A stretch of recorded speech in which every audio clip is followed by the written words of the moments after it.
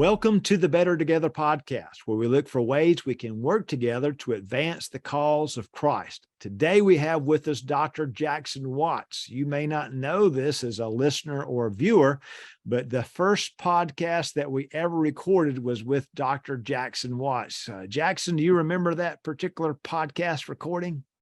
Yeah, it seems like we were still trying to figure some things out, if you know what I mean. We were ironing some things out. Very good podcast. Folks should go back and listen to it. I think we talked about, we did one on prayer. It may have been that one where we talked about prayer, especially public prayer. So check that out. And remember that that was the very first podcast ever recorded. So Jackson, you're no stranger to the Better Together podcast at all, my friend. Glad to be back. Happy to do it. So we should say you've been a pastor. How long have you been a senior pastor, we should say? 11 years here in our current work here. All right. And before that, you were over at Tippett's Chapel, did some great work there, done some great studies, and now you have your PhD, and we're excited about that. But Jackson, you're very concerned, and you're someone that really hopes that we can do everything we can to sharpen ourselves and help each other to grow. And you've been talking to us for some time about this book, How People Change. Why is that a good book that's pretty timely for pastors and lay people to read and to kind of get into a little bit? Well, first off, this is what the cover of it looks like. So just to kind of get that out there, I think that this is one of the very best books on spiritual growth, to put it in the broadest of terms, that I am aware of. And of course, there are lots of good ones, but I became aware of this book 10 or 12 years ago. I can't remember if it was at the end of my time in previous ministry or here, but I became aware of it. And one of the authors will be familiar to a lot of people. Paul Tripp has written lots and lots of books, very good books. He's joined by Tim Lane in this one. And I read it and I thought, wow, this is the type of book that really gets us into the scriptures and really helps us think about the fundamentals of spiritual growth and maturity and discipleship, just to put it in those terms, a word like that we use quite often. So it's one of the very best books I've found, and probably more than any other book, I have walked through this book with individuals. I've certainly recommended it to people.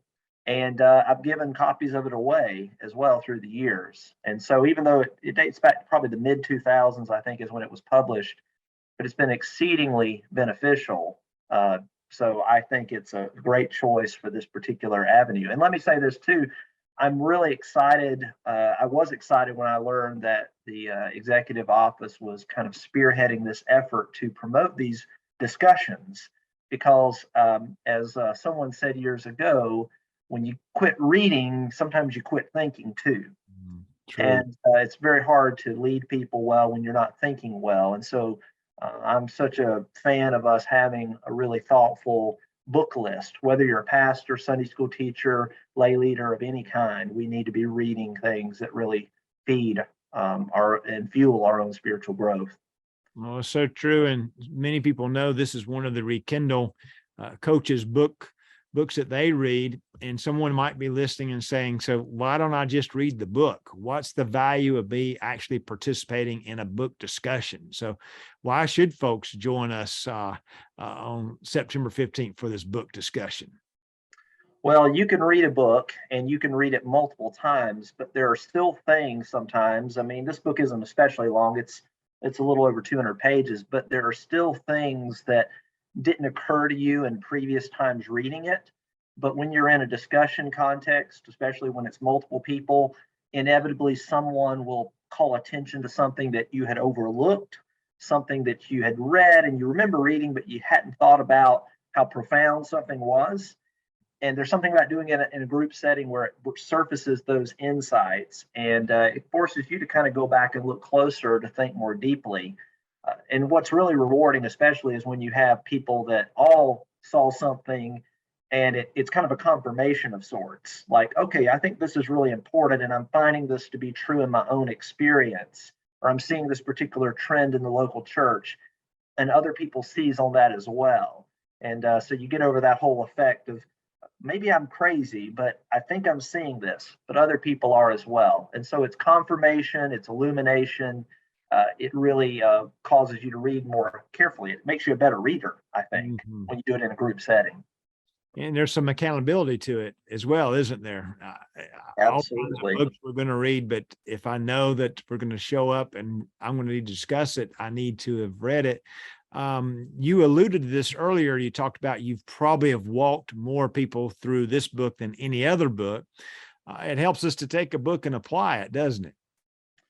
Yeah, let me come at that a little bit differently. I think sometimes I find with people, and this is true of even pastors, there's sometimes this kind of mindset of I just read the Bible and we don't really need to be reading all these other books. And certainly the scriptures come first. But what really a good Christian book like this does, when it's written by people, good Christian teachers, if you will, is they're actually taking you into the scriptures. They're teaching you in written form. They're able to bring out things and passages that maybe you haven't thought about or you haven't seen. And so I find that to be a very indispensable part of our discipleship. So I can get my Bible in one hand and I can get this book in the other hand, and I can sit down with someone and we can talk about stuff found in this book. And of course, they have large sections of scripture. I mean, about half this page is just from the book of Colossians. And so they do a great job of getting you in the word in a very meaningful way. And again, sometimes drawing out insights that maybe you yourself, if you had just read that passage that morning and just read it, you might not have caught something, but the authors are bringing out something and making a connection to something else that you, again, a connection you hadn't previously made. So that's another thing about this particular book and ones like it that are just so helpful for us. That's good. So think about how people do need to change. It's a book on a very important topic that we, as pastors, as lay people, we're trying to walk people through. How is it that I can participate in this book discussion? I'm sold on it. I want to read the book. I want to be part of the discussion. What do I need to do next? Well, you can email questions at nafwb.org, and that's how you do the registration. If for some reason people had other questions, they could email me directly if they like. It's just my name, Jackson Watts, normal spelling of both of those at hotmail.com.